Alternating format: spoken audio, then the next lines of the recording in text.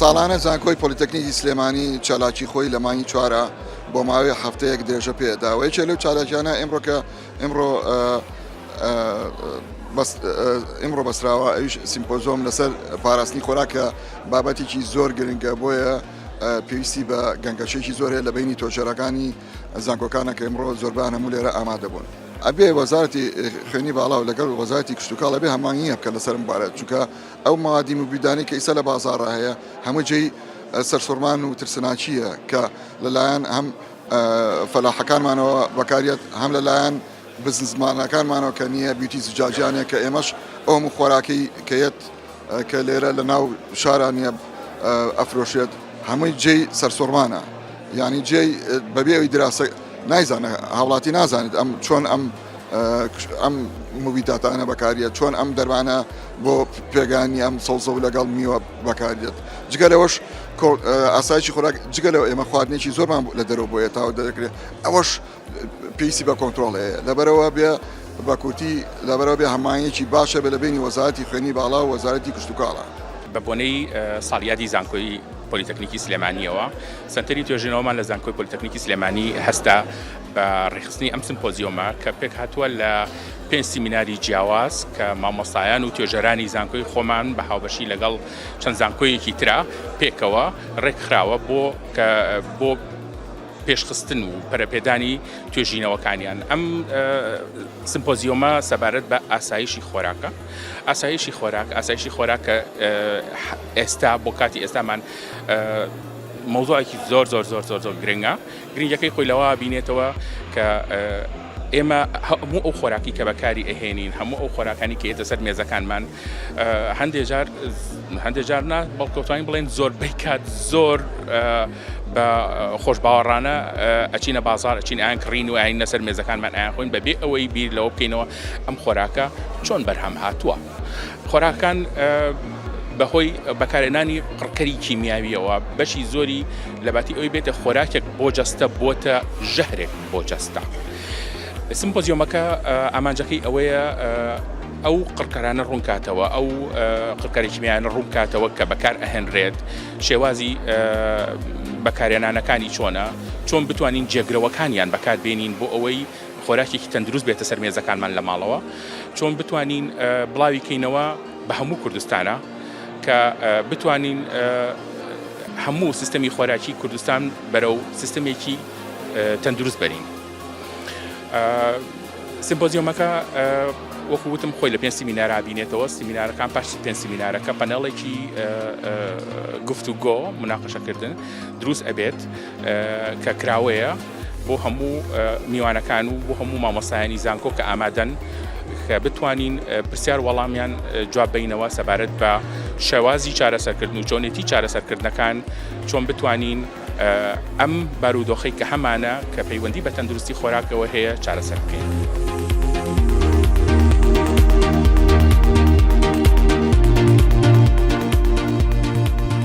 حکومەوەی کە لەناو بەیتەکانینەوە ئەگامان لێیانەوە سەرپەرشتی فەلاحەکانەکەین ئینسێکتیساید دوومێر و مێرووی سریپس لەگە زوباوەی بەیزا وەزایدەن ئەنکەبوتی ئەحمەر تەنگی بە بەیتەکان هەڵچنیوە. ڕێژەیەکی زۆر دەرمان بەکارێنن هۆکارەکەشی ئەوەیە کە وەکو باسم کرد بە ڕێگەی IPM ناڕۆ. طبعاً موبیدات بەپێی سمی بەپێی ئەوەی کە پلی ژەهراوێتیان هەیە بۆ لێ نەکرێن بە کلۆری ئەزوی فۆسفۆری ئەزوی کارباماید لەگەڵ پایرۆفلۆید. ئەوەی ئاخیریان پایرۆفلۆیدەکە سەرچاوەی سەرێکی دروستکردنی موبیدەکان بریتیە لە بەکارهێنانی سەرچاوەی ڕۆکی یاخود زەیتی نەباتەکانە کە زۆر بەداخەوە ئەگەر بگەڕی ئێستا 1 سیسی 1 غرامە دەست ناکەوێت لە کوردستانی خۆمان لە خودی عێراقیشە کە بتوانین بەکاری بێنێ فەلاح بەکاری بێنێ کە هیچ پۆیزنسێکی نە بۆ بیە نە بۆ سەحەتی ئینسان نە بۆ سەرچاوەی ئاو نە پێستای ڕستی دووەکە. باشی موبید چییە بۆچی بەکارهێنن موبید؟ طبعاً موبید لەبەرەوەی خێرا ئەتوانێت ئافەکە سنووردارکە لە ناوی بە ئەمە هۆکارێکە و جۆرێتی و چەندایەتی بە چ وەکو باسم کرد ئەگەر بدەوێت ناو حەقلێکی نۆکە تۆ گەڵاپان و گەڵابایەک لەبێ موبیدێکی تایبەت دروستکەوە یعنی چۆرێتی و چەندایەتی موبید وای کردووە کە خەڵک پەنای بۆ بە وەزیات خاڵێکی کرد سعری لیترێک بۆ نمونە بژاری گەنم 12,000 بۆ هێکتارێک بەکارێ ئەم سێ هۆکارە وای کردووە کە بەردەوام مبید بەکارێ بەڵام لە هەمان کاتە کۆمەڵێک دیزەدڤانتێجی هەیە کە ئەمانە ئەبێ ئێمە ئاگامان لێ بێ و خۆبەستەی لەسەر بکەین چەند خاڵێکە کە دواتر هەر یەکەیان لەم خاڵانە بەداتا ڕوونەکەمەوە یەکێک لەو خاڵانە ئەبێتە هۆی لە ناوبردنی ئێمە کوردستانی خۆمان خۆشبەختانە ڕێژەیەکی زۆر باش حەشەرات و مایکرۆ ئۆرگانیزمی سوودبەخشمان هەیە لە خاک و لە جەوە پریدەیتر و پاراسیتۆیدەکان پاثۆجینێکی سوودبەخشمان هەیە لە نیماتۆدای سوودبەخشمان هەیە بەکتریای سوودبەخشمان هەیە فڵتریاتی سوودبەخشمان هەیە بەداخەوە لە ئەنجامی زۆر بەکارهێنانی دەرمانی کیمیاویە ئێستا تۆ ناتوانیت بڕۆی ناو بەیتێکا سێڤیە بکەی سۆیڵەکەی عەزل بکەی بەکتریایەکی سوودبەخشی دەستکەی ئەوە بەکارهاتووە بەڵام بڕۆ غاباتەکان لەبەرەوەی سیانی غاباتەکان ناکە دەرمانی کیمیایی بەکار نایەنێ زۆر بە ئاسانی دەستەکەوێت کەواتە لە ناوبردنی هەموو ئەو سوودبەخشانەیە کە لە چوار دۆرمان هەیە مبید ئەوەی کە بەکاری هێنی یاخود ئەوەی کە لە بیئەیەکە ئەژی دوای ئەوەی کە ئیڤاپۆرێت دەکات ئەوێتە ناو هەواوە تەلەوسی هەوا دروست دەکات تەسیری بۆ سەحەتی ئینسان هەیە لە ناو خۆراکە ئەمێنێتەوە کۆنتامینیشنەکە ئەچێت ناو جداولی ڕووبارەکانەوە تێکەڵ بە سەروەی ئەسماک و کۆمەڵێک زیندەوەری ناو ئاوا بێتەوە هۆی لە ناوبردنیان ڕیسیستان کە یەکێکە لە خەڵە هەرە گەورەکان کە فەلاح بەداخەوە پێی نازانێت سیفەتی بەرگریزیاکە یعنی فەلاح هەیە چەند دەرمانێک تێکەڵەکە چەند جارێک بەکاری نیاڵێ بەسکم بیکوژێ بەس نازانێتکە سیستەمی ڕیسیستان دروستەکە سیستەمی ڕیسیستان کە بەرگریزیاکە ئەم مبیدە بەردەوام لە گۆڕانکاریایە وای لێت هیچ مبیدێک نایکوژێت بەقووە دەبێت نایکوژێت ئەو کەسێک کە بەکارێنێ و باسم کرد پۆیزنیزە بێ ژەهراویە بێ مبید بە سێ ڕێگا داغڵی ناو جسمی ئینسانە بێت یاخود داغڵی ئافەکاوێ یان لە ڕێگەی کۆنتاکتەوە لە بەرپێستەکەوێ یاخود لە ڕێگەی خواردنەوە کە لە ڕێی ستۆمەک پۆیزنسەوە یاخود لە ڕێگەی هەڵمژین و وەرگرتن لە ڕێگەی لە نەفسەوە بەم سێ ڕێگا مبید دەچێتە ناو جسمەوە بۆیە ئەو کەسانی کە مبید بەکارێنە گەشتەیان بکەی زۆربەیان ئەوانەی سێریشانیان بکەی کۆنتاکت پۆیزنس بوون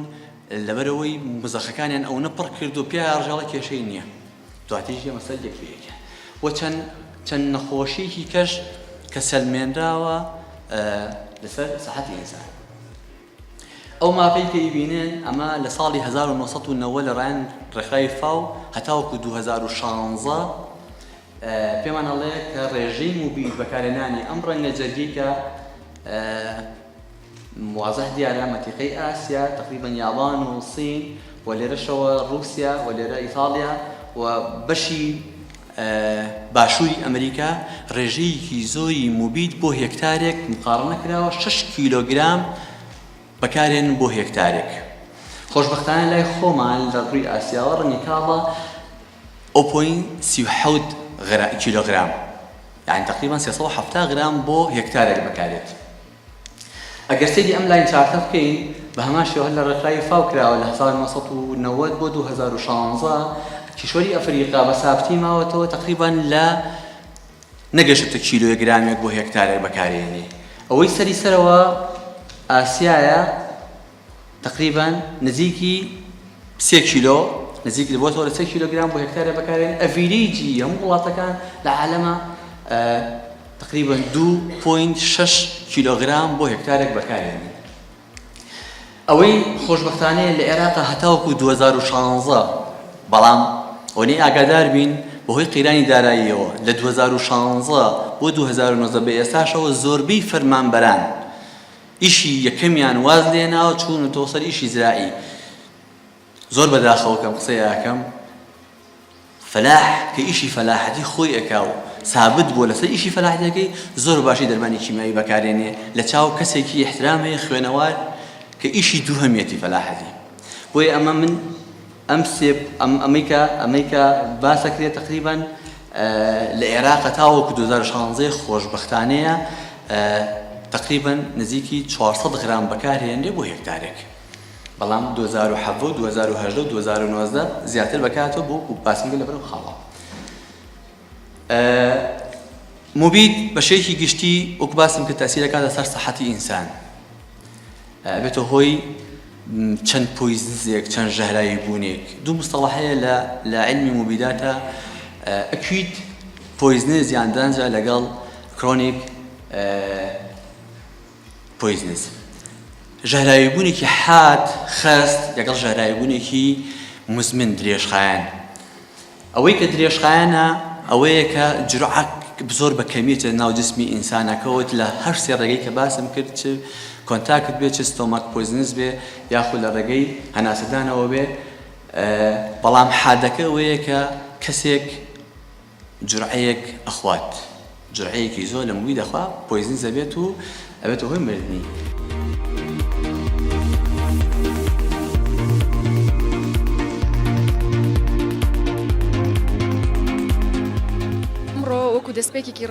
وەکو دەستپێکێکی سمپۆزیەمەکە زیاتر فۆکەسم کردە سەر ئاسایشی خۆراک و سیستمی بەرهەمهێنانی خۆراک لە هەرێمی کوردستان کە ئەمە ڕۆڵێکی گرنگی هەیە لە کواڵیتی کۆنترۆڵی هەرێمی کوردستانە زیاتر بۆ ڕوونکردنەوەی بۆ ئامادەبووان کە تا چ ڕادێگەم کاری کە ئێمەکەین نەتیجەیەکی چۆنی ئەبێت ئەو هەناوانەی کە ئێمە پێویستمانە هەناوی بۆ بنین زیاتر پێویستمان بە لایەنەکانە کە یارمەتی دەرمان بن هەم لە ڕووی مادی هەم لە ڕووی معنەوی دەستخۆشی لەم مامۆستا بە ڕێزە گەنجانە ئەەکەم زۆر سوودی هەیە زۆر باشن ڕاستە کۆمەڵی مەشاکیلیان خستە ڕوو بەڵام چارەسەرەکەی هەموو بیرانە ڕاستە بەم جۆرەیە بەڵام ئەبێ شتێکی وامان بۆ بدەستنەوە کە عیلاجی ئەم نەخۆشی هەیە ئەبێ عیلاجی نەخۆشیەکە بە شتێکی ئۆرگانی بکەن شتێکی عزووی ئەمە ئیشی ئەوانە و ئەم ئەکادیمیانە و ئەممان لەو بوارەیە پرۆفیسناڵن ئەبێ شتێکی عزوویمان ینی ئۆرگانیکمان بۆ بدەستنەوە کە عیلاجی ئەم نەخۆشیانە بکات چونکە ئەمە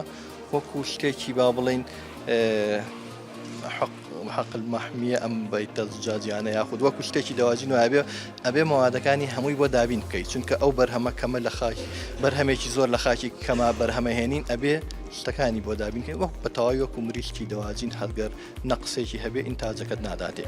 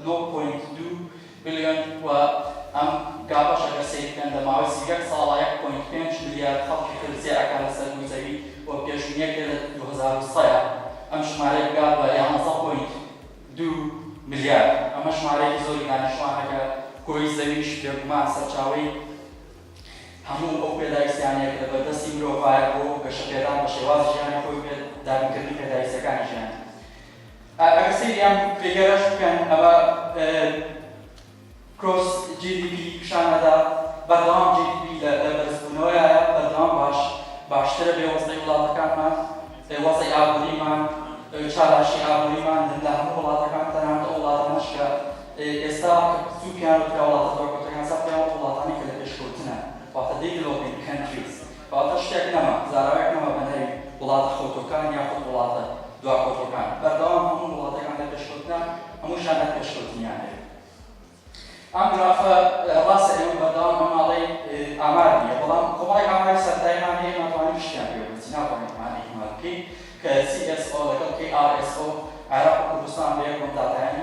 کردووە لە هەرێمی کوردستانە کە پۆپولیشن گرۆس بەردەوام بەرەوسەرەوە ڕاستە ڕێژەکە کەمە زۆر کەمە لە چاو و ڕێگەی کە لە جیهانە هەیە ئێستا لە ساڵی 2015 ئەم ڕێژەیە گەشتووە بە 5 ملیۆن و لە 2019 داتایی کە بوون لەسەر سایتی KRS بە 6.33 ملیۆن خەڵک هەیە ئێستا لە هەرێمی کوردستانە و پێشبینیشیان کردەوە بۆی کە لە ساڵی 2020 بکات بە 6.5 ملیۆن خەڵک لە هەرێمی کوردستانە هەموو بە هەموو بۆ گۆڕانکاریانەی کە IDP و ڕەفیجەکان تێن لە هەرێمی کوردستان و گۆڕانکاریە سیاسیانەش کە ڕۆیان لە هەرێمی کوردستان ئاگرێتە تەنها لە دایکبوون ناکرێتەوە. ئەگەر ئێمە ئەو فیگەرانی یەکشانمان چیمان پێم وایە کە بەردەوام ژماری دانیشتوانی سەرژەی بەرەو زیادبوونەوە. یەکمان پێویستیان بە چییە؟ فیۆڵی ئێمە چییە؟ فیۆڵی ئێمە خواردنە. ئێمە پێویستمان بە خواردن، ئەی خواردن دەچێت بۆمان بێگومان لە شتاڵە دەستمانەکەی. پێم وایە کە ئێمە لە دابوو پێویستمان وا بێتە و ڕێژەی بەرهەمهێنان کە ئێستامانە پێویستە دەبڵی بکەین یان سێ هەندەشی بکەین لەبەرەوەی ئێمە تەنها بڕی خواردنەکان گرنگ نییە بەلامانەوە کە باری ئاوریمان باشێت. بەڵکو جۆری خواردنەکانیش سەلێکتیڤە بین ئەو کاتە جۆری خواردنەکانیش بڕیار لێیەکی جۆری خواردنەکەی. ئێمە چۆن نەتوانین ئەم خواردنە پێشکەشی خەڵک بکەین بە شێوەیەک کە نەتوانین ئەم سەرچاوەسوشتیانەی کە لەبەردەستمانایە لە ناویان بێنین. چونکە ئێمە ئازانین هاوڕێکان کە باسییان کرد باسی پێستیساید یوزیان کرد وە فێرتیلایزەر یوز هەیە، وۆتر یوز هەیە، ئینڤایرۆمنت هەیە، دایڤەرسیتی هەیە، وانە هەمووی بەهۆی کوشت و کاڵەوە لەناوچێت و داتای و ئاماری زۆر هەیە لەبەردەستا کە من هیچیان باس ناکەم لێرەیە ئەتوانین خۆمان ڕێگی بکەین لەسەرەوە. کەواتە ئێمە بەشەی گشتی ڕوبەڕووی کۆمەڵە چالێنجە بین وەرەشیانمان و لە داهاتمان ئەم چالێنجانە هەرەوە نییە کە ئێمە خواردنی زۆر پێشکەش بکەین بەڵکو بێ بە شێوەیەکی سەستەینەبڵ یعنی چی؟ بە چی مانای دێت؟ سەستەینەبڵیتی لە ساڵی 1970 برندلاند کە چێرمان بوو لە ئاوکۆمن فیوچەر لە کۆبوونەوەیشی بیکانە پێناسی سەستەینەبڵی دیڤلۆپمنتی بە شێوەیەک کە ئێمە بتوانین لە ئێستایا بکەین بە هەموو ئەو پێداویستانی کە هەمانە بە شێوەیەکە سازش نەکەین لەسەر پێداویستی تاکەکانی داهاتەوە. کەواتە ئێمە بێت بە شێوەیەک مامەڵە لەگەڵ سەرچاوەسروشتیانەیە بکەین بە successful management of natural resources کە ئەمە بەداخەوە لە هەرێمی کوردستانە وشەی مەنێجمنت زۆر وێرانە لە بواری مەنێجمنت تا زۆر خراپین پێویستمان بۆ هەیە کە درەوە بواری مەنێجمنت بێت لە وڵاتەکەی خۆمان بۆی کە ساتیسفایشی بکەین ئەو پێداویستی گۆڕانکاریانەی کە پێداویستەکانی خەڵکاکە هەیە لەگەڵ ڕاگرتنی کواڵەتی و باشترکردنی کواڵەتی ژینگەکەی کە هەمانە و بەردەوام بیان پارێزین و بیان بێنین لە دۆخات سروشتەکەی خۆیان. کەواتە دوو پرینسیپڵ گرنگەیە وەکو فاڵەر یان وەکو پرۆدیوسەر و ریسپێکتی ئیکۆلۆژی بکات و ئینقازی و نەچۆڵ ڕسوورسانە کە لەبەردەستای وەنیەکانی داهاتوو بەشەی گشتی سەستەینەبڵیتی سێ ئامۆژبەستاوێکیان سۆشیاڵ ئیکۆنۆمیە ئینڤایرۆمنتە کە ئەبێت لە هەر سێ لایەنەکە پارێزراوە بێت لە شێوازی گەشەسەنەکەدا هیچ لایەنێکیان پشتگوێ نەخستن بێت. کە ئێمە باسی سەستەینەبڵیتی پرۆژەکەین کۆمەڵێک پراکتیزە هەیە تا ئێستا ئەدۆپتی کردووە لە خۆیان ئەوە نییە بڵێ شتەکان سابتن بەردەوام لەلێبوونەوە هەر شتێکی تازە بێتە ناوەکە توانای بەردەوامی هەبێت ئەتوانێت بێتە ناو سەستەینەبڵیتیەوە. سەستەینەبڵیتی زانستێکی سابت نییە، زانستێکە لەگەڵ ئینتەردیسپلینەریە هەموو زانستەکانی لە خۆی فلێکسیبڵیشن بە بەردەوامی خۆی فراوانەکە. ئێمە پێست مەنێجمنت کە ئێستا گرنگە بەڵامەوە گروپ باسی بکەین کریزی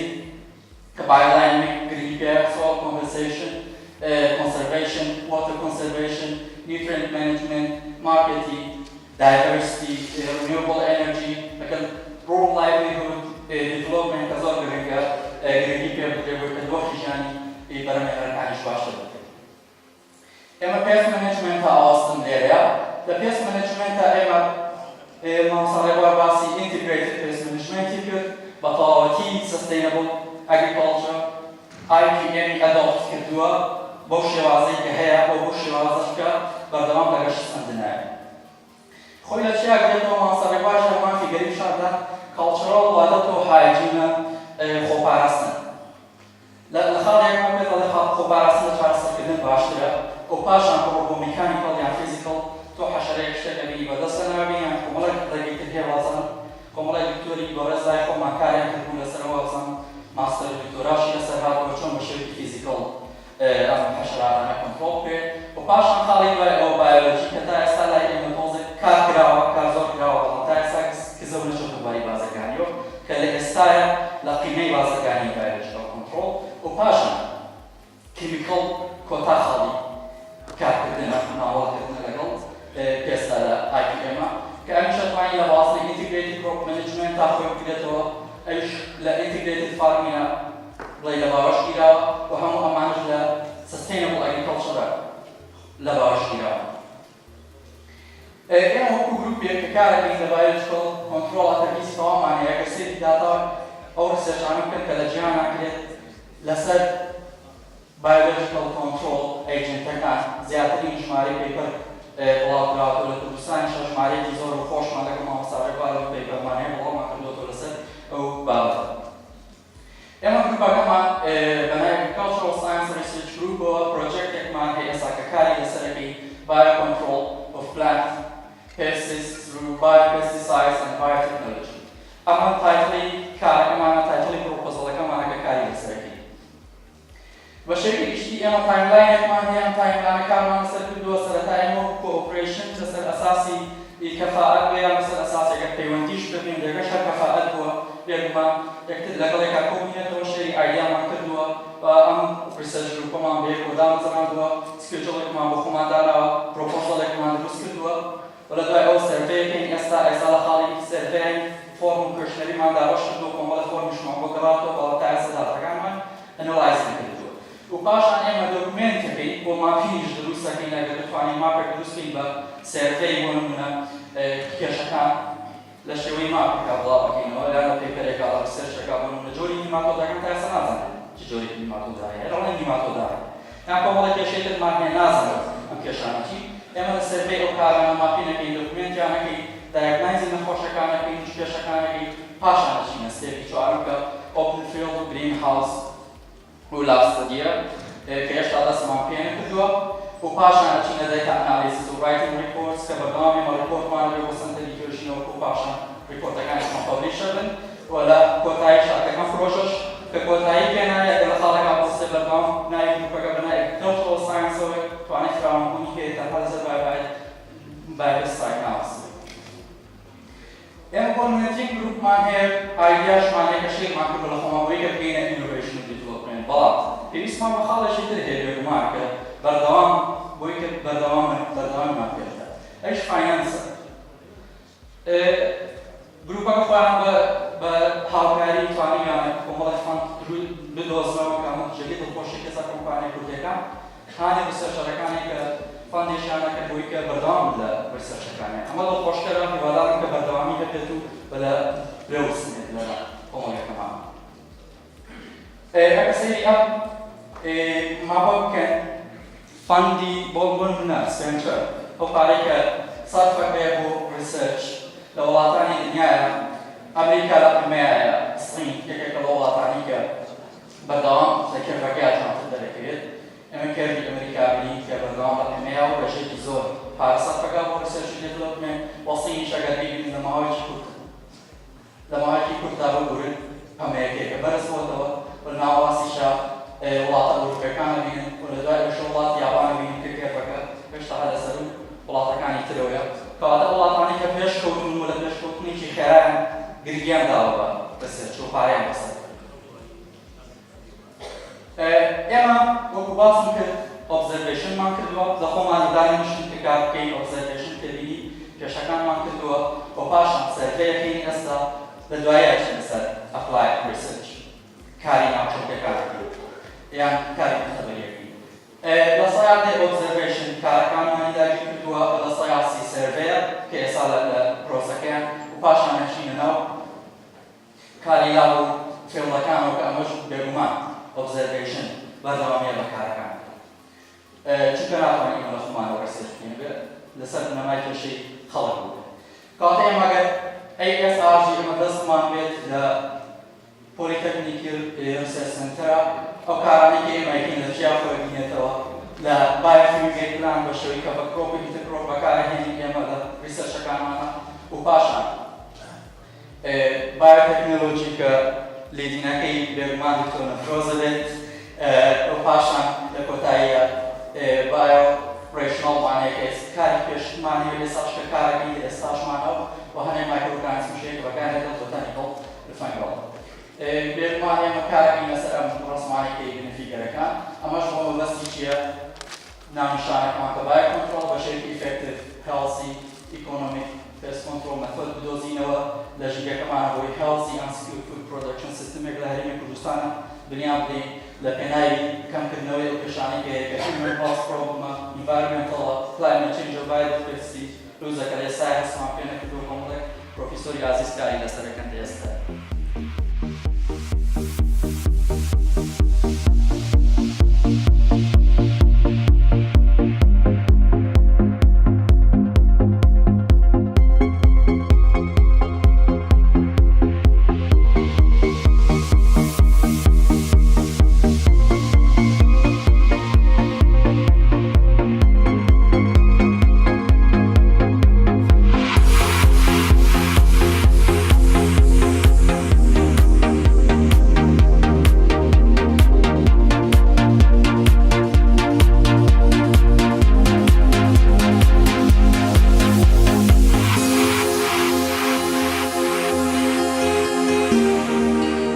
دەستخۆشی لە زانکۆی پۆلیتەکنیکی سلێمانیەکەین بۆ سازانی ئەم نەدوایە و ئەمە کارێکی زۆر گرنگە هەنگاوێکی زۆر چاکە تەوان قڕکەرە کشتتوکارەکان مەترسێکی زۆر گەورە لەسەر ژیانی مرۆڤ و پێویستە زۆر لەسەر ئەم بابەتانە قسەی زۆر بکرێت کۆڕ و سیمیناری زۆر بکرێت وەرکشۆپی زۆر بکرێت تەنانەت لە ڕێی کەناڵەکانی ڕاگەاندنیشەوە بەرنامەی زۆری لەسەر بکرێت بۆ ئەوەی زۆرترین هۆشیاری بگەێنرێتە ئەو جوتیارانەی کە مامەڵە لەگەڵ قڕکەرە کشتتوکاڵەکانەکەن و بۆ ئەوی بزانن کە ئەم قڕکەرانە چ مەترسێکی گەوریان لەسەر ژیانی مرۆڤ هەیە و بە شێوازێک بەکاری بێنن نەبێتە ئەوەی کە زیانێکی زۆر گەورە بگەێنێ خۆی لە ڕاستیدا قڕکەرە کشتتوکاڵەکان هەمویان مەترسیدارن و هەمویان زەرریان بۆ تەندروستی مرۆڤ هەیە تا بتوانرێت ڕێژەی کەمتر بەکاربێنرێت تا بتوانرێت بە شێوازێکی زانستیانە بەکاربهێنرێت لە کاتی گونجاو بەکاربهێنرێت و هەوڵ بدرێت کە زۆرترین بڵێن گرنگی بدرێت بە IPM واتە مکافحەی بایۆلۆجی و ئەوانە کارێکی زۆر باشترە بێ مەترسیەکان لەسەر ژیانی مرۆڤ کەمترە بێتەوە ئەوەی ئەمڕۆ باسمان کرد وەکو گروپی توێژینەوەی کشتتوکازان سەر کشتتوکاڵەکان من وەکو سەرۆکی گروپ بەشداریم کرد لە سیمپۆزمەکە بە سیمینارێک لەسەر ڕەوشی دەرمانە کیمیاویەکان لە هەرێمی کوردستانە و کاریگەری دەرمانە کیمیاویەکان لەسەر سەحەتی ئینسان لەسەر بیئە لەسەر مانەوەیان لە خاکە و داغڵبوونیان بە ناو سەرچاوەکانی ئەو کاریگەریان بە شێوەیەکی گشتی لەسەر سەحەتی ئینسان تەرکیزی سەرەکیمان خستە سەر ئەوەی کە احتیمام بیرە بە زیادکردنی بەرهەمی ناوخۆ بەڵام بە شێوەیەکی تەندروست بە شێوەیەکی سەلامەت دوورکەوینەوە لە میوە و سەوزەی هاوردەکرا و لە بەڕاستی لەوەکو باسم کرد و بەداتا عەرزمان کرد ڕێژەیەکی زۆری دەرمانی کیمیایی پێوەیە تاثیر کرد لەسەر سەحەتی ئینسان بێگومان ئەمە بەتەنیا خۆمان ناتوانین ئەمە بکەین ئەبێ وەزارەتی زراعە لەگە وەزارەتی خوێندنی باڵا یەک بگرێتەوە بتوانێت لیژنەیەک کەمپینێک دروست بکاتەوەکو هەموو فەلاحەکان بە هەموو شێوەیەک ئاگدار بکرێنەوە کە موبید بە هەموو شێوەیەک خەتەرە و تاثیرەکاتە سەر سەحەتی ئینسان تاثیرەکاتە سەر بیئە تاثیرەکاتە سەر کۆمەڵێک حەشەراتی و مایکرۆئۆرگانیزمی سوودبەخش کە لە خاکەکەمانە هەیە.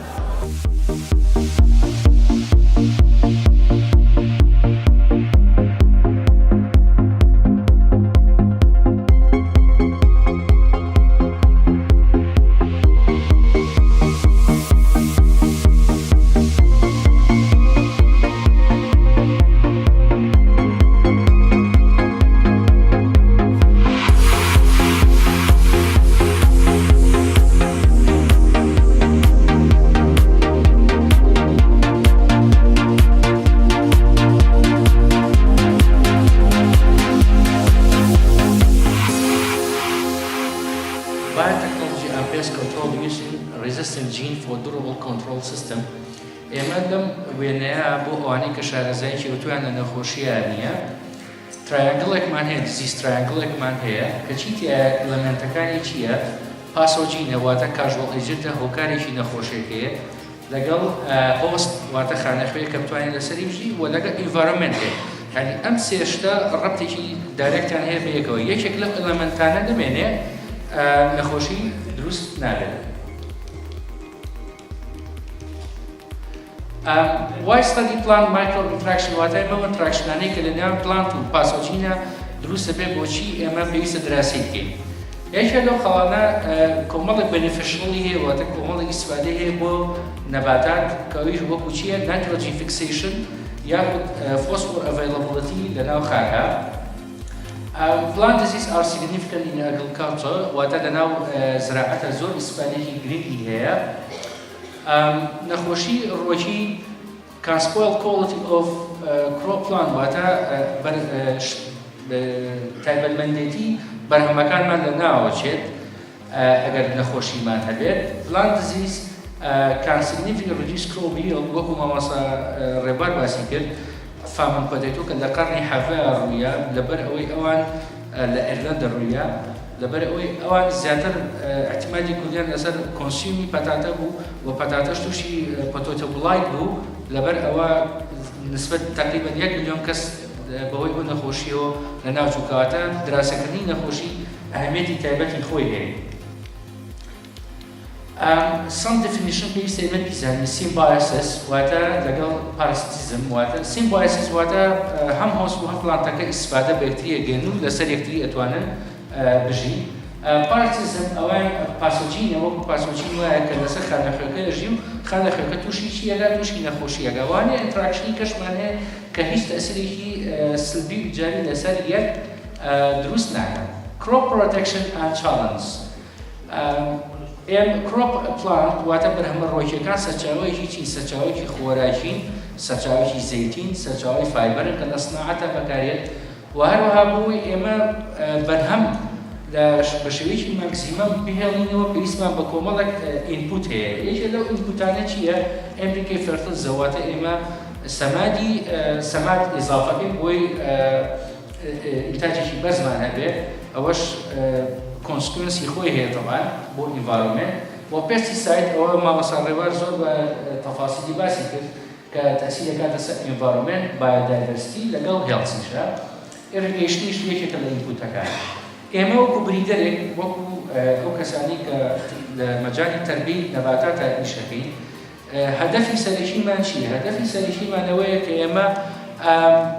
بەرهەمێکی زۆرمان هەبێت یعنی گەورەترین هەدەفی ئێمە ئەوەیە کە کاتێک ئێمە سنفێکیان ڤەرایەتیەکمان هەیە پێویستە بەرهەمێکی زۆرمان هەبێت واروها ئەو ڤەرایەتی کە ئێمە بریدینی بۆ بکەین توانای ئەوەی هەبێت کە ئەداپتێشنێکی تیاوێت لەگەڵ ئینڤایرۆنمنتە واتە تەحملی ئەو بیە بکە کە تێیە گەورە هەبێت. خاڵی سێمە resistant to pest and disease واتە توانای بەرگری هەبێت بۆ نەخۆشیەکان کە ئێمە فۆکەسی ئەمڕۆمان لەسەر ئەو بابەتە ئەبێت. سستینەبڵەتی وەکو مامۆستا هێمن باسی کرد پێویستە ئێمە هەموو بەرهەمەکانان توانای ئەوەی هەبێت کە سستینەبڵەتی هیتیا بێت و بە شێوەیەکی بەردەوام هایڵدێکمان باتێت. Genetic modified strategies for disease resistant واتە ئەو لە ڕووی جەنەتیکەوە ئێمە چۆن ئەتوانین ئیسفادە بکەین ئەو استراتیژیانە چیە بۆ ئەوەی کۆنتڕۆڵی نەخۆشی پێ بکەین. Resistant algae ئەمە ڕاستە ئیفێکتیڤە ئەمە یەکێکە لە استراتیژیەکان ڕاستە ئیفێکتیڤە بەڵام سەیسە ئیفێکتیڤە ئەگەنستی پاسۆچینێک واتە زڵی پاسۆچینێک بەڵام مشکلەی ئەم تەریقەیە چییە؟ کاتێک ئێمە سەیسە مقاومەی هەیە بۆ نەخۆشیەک بەڵام لەبەر پاسۆچینەکە چیەکە ئیڤۆڵڤ بکات خۆی تەتەوڕەکە ئەو کاتە ڕێک ئەو سنفە سەیسە بەتوانانی مقاومەی ئەبێت و کاتە سەسەتەوڵەتی دروست دەبێت واتە بەرگری نابێت بۆیە من زۆر لەگەڵ ئەم تەریقەیانی لەبەرەوەی تەریقەیەکی مختلیفە. تەریقەی دووەمیان ئێمە باسی دەکەین pattern recognition receptor ئەوە سەبجەکتی ئەمڕۆمانە کۆمەڵێک استراتیژیکەش هەیە وەکو سیسجێنسیس واتە ئارجی واتە جینێک لە هەمان سپیشۆجینسینەوە بۆ سپیشەکەی کە چۆن بۆ نمونەیەوە واڵتایپمان هەیە واتە نەباتاتی بەڕی کۆمەڵێک سیفاتی تایە باشە ئێمە گوێزینەوە بۆ هەمان سڵە یعنی بۆ نمونە لەگەنمە واڵتایپ بگەنم جینێکی دێوە لەگەن گوێزینەوە بۆچی بۆ ئەو ڤەرایەتیانەی کە ئێمە بەبەستمانەوە و ئەو تارگێتی کە ئێمە ئەمانەیە تاڵ ئیفێکتەریش هەیە ئێمە کۆمەڵێک ریسێرچی زۆری لەسەرکراوە RNA silencing واتە ئەمەش تەکنیکیش کە ئێمە نۆکاوتی ئەو جینانەیە کە لێپرسراوە لە پێدانی سەسەتەوڵەتی بۆ نەخۆشیەکە. ئێمە استراتیژیەکی ئێمە چی بووە؟ تەریقەی دووەمیان pattern recognition receptor لەگەڵ RNA silencing کۆمبانێکی ئەو کاتە ئیشەڵا نەتیجەیەکی باشمانە بێت و پرۆتۆکۆڵێکی زۆر بەپیتمان بۆ ئامادە کردووە. ئێمە پێویستان شتانە بزانین. Expression of rate of pathogenicity واتە کاتێک کە ئێمە پاسۆجین ئەکسپرێشنەکە ترێتەکان تەنها ڕەبتی بە هۆست و پاسۆجینەکەەوە نییە، بەڵکو ڕەبتی بە جێنێتیک باگراوندی هەردووشیانەوەی هەم هۆستەکە و هەم پاسۆجینەکە. لەبەر ئەوە دراسەکردنی جێنێتیکی هەم هۆستەکە و هەم پاسۆجینەکە زۆر زۆر ئیفێکتیڤە بێت. لە ساڵی 1942 ئەم زانایە هایپۆسیشی دانا کە پێوترێت جین فۆر جین هایپۆسیس، ئەوانەی لە مەجای پاسۆجینە ئیشەکەن یان لە مەجای نەخۆشیە ئیشەکەن پێویستە ئەم سیۆریانە بیزانین و لەبەرەوەی هەر ئەو سیۆرانەیە کە تەتەوەری کردو ئێستا بەردەوامی لەسەر و ئیشی لەسەرەکرێت. کورکراوەی ئەو هایپۆسیسی چی بوو؟ ئەڵێ بۆ هەموو ئارجینێک کۆرسپۆندنت جینێک هەیە، واتە هەر کاتێک کە ئارجینێک واتە جینێک ئینسێکتی هۆستێکە بێت، جینێک هەیە لەپرسراوە لەوەی کە توانای مقاومە ببەخشێت دەکێت بە هۆستەکە. بەپێی ئەم لەم وێنەیە زیاتر ڕوونا ئەمە ئەو جینانەیە کە لەلایەن پاسۆجینەکەەوە ئەمە لەلایەن هۆستەکەەوە ئەگەر کۆمپاتبڵەتی نەبێت واتە یەکتری نەناسنەوە جینانە ئەو کاتە چی دروستە بێت؟ نەخۆشی دروستە بێت. بەڵام ئەگەر کۆمپاتبڵەتی دروست بوو ئەو کاتە نەخۆشیەکە دروست نابێت و ئەتوانێت بڵێن نەباتێکی ڕزستنتمان هەیە. دوای ئەوە ساڵی 2005 زانایەک هەستا بە پەبلیشکردنی ئارتیکڵێک لە جۆرناڵی نیچەر کە تا ئێستا 5000 ساتێشتی بۆ کراوە، سیۆریکی دانا و ئێستاش هەر لەسەر ئەو سیۆریە زاناکانی کە ئیشەکەن و ئیشی زۆر زۆری لەسەرکراوە. پلانت ئیمیونیتی واتە سیستمی بەرگری لەناو نەباتە چۆنە کراوە بە دوو کەتەگۆریەوە. کەتەگۆری یەکەمیان پێوترێ PTI واتە Pump Trigger Immunity، Second Line of Defense پێوترێکی Effector Trigger Immunity ETI. PTI-ەکان ئەمە یەکەم مەرحەلەی کۆنتڕۆڵکردنی نەخۆشیە. ئەمە پێوترێ زیگزاگ مۆدڵ، ئەمە زیاتر ڕوون نەبێتەوە لێرە. ئەڵێ کاتێک پاسۆجین is recognized، کاتێک کە پاسۆجینەکە ئەناسرێتەوە ئەو کاتە ئیمیونیتی دروستە بێت. ئەمە هەر ئیمیونیتیە. کاتێک لێرە بەڵام پاسۆجین تەریقەیەکی تایبەتمەندی هەیە کە ئەوەیە پاسۆیەکی کە دۆزێتەوە بۆ ئەوەی بەسەر first line of defense زاڵ بێت، یعنی تەریقەی یەکەم بەبەرزێنێت. دوای ئەوە بە تەریقەی دووهەمە بەهۆی کە پێوترێت type 6 secretion system، بۆی ئەو تەریقەوێتە ناو نەباتەکە و هۆستەکەەوە بۆی چی بکات؟ ئەکسپرێشنی ئەو جینانەی کە بۆی نەباتەکە تووشی نەخۆشیەکە بکات. بەڵام خۆشبەختانە نەباتات second line of defense دەکەوێتە ئیش. ئەویش بە شێوەی چییە؟ directly یان indirectly ئەو پڕۆتینانە ئەناسێتەوە، ئەو ئیفێکتەرانە ئەناسێتەوە. ئەم پڕۆتینە چیەکە کە پێوترێت mucin repeat فۆڵدی ئەو ئیفێکتەرانە ناوە ئەکسپرێشنکە کە ئەکسپرێشن ڕووی نەیە ئەو کاتە نەخۆشیەکە دروست نابێت. طرێکی دووەمیان چۆنە؟ indirectly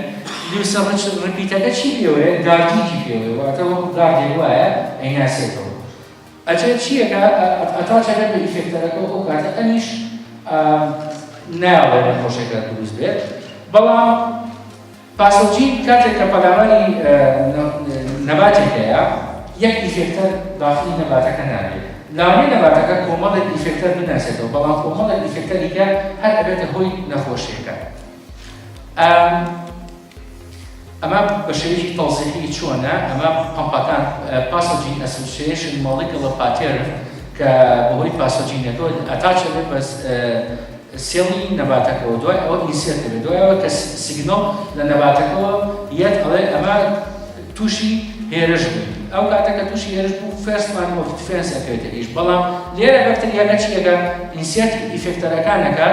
لێرەش وەکو باسمان کرد بە شێوەیەکی دایرەکت یان ئیندایرەکت نەباتەکە توانێت بیناسێت. ئەگەر ئەمەشی اختراقی ئەمەشی کرد ئەو کاتەیەتە ناو نەباتەکە و نەباتەکە تووشی چی بێت؟ تووشی نەخۆشی.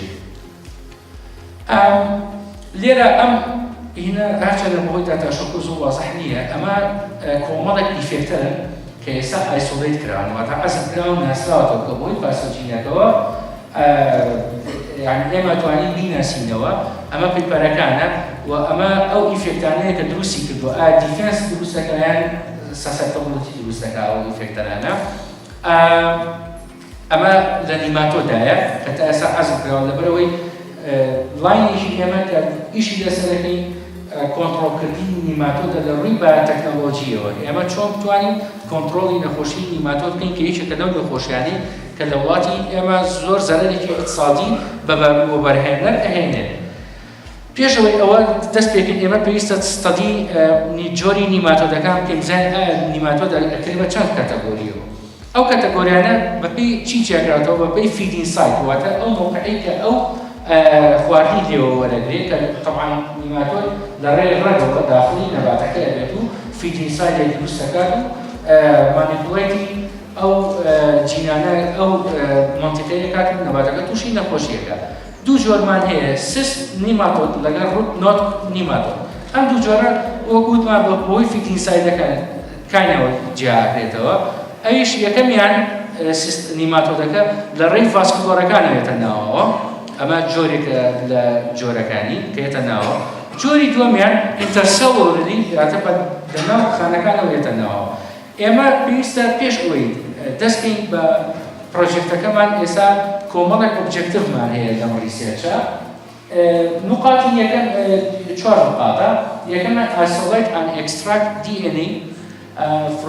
of nematode from different locations in Kurdistan to know the type we have in our area by using PCR and then indicate the relatedness among them. واتەمە یەکەمچە ئەزلی ئەو نیماتۆدایانەیەکەین کاتێککە ئەزممان کرد DNA extractionیشی بۆکەین کاتێککە DNA extractionەکەمان بۆ کرد بۆ هۆی سیستمی PCR و polymerase chain reaction amplify ئەو سامپڵانەمانەکەین ئەو کاتە بۆمان دەرەکەوێت بە شێوەیەکی حەقیقی یعنی بەسەڵەت ئێمە چیمان هەیە لەناو کوردستانە چ جۆرە نیماتۆدێکمان هەیە باشە دوای ئەوە فالۆجینیکی بووەکەین دوای ئەوە بۆی بزانین ریلەتیڤنس لە نێوان ئەو سپیشیسانەیە چەندە.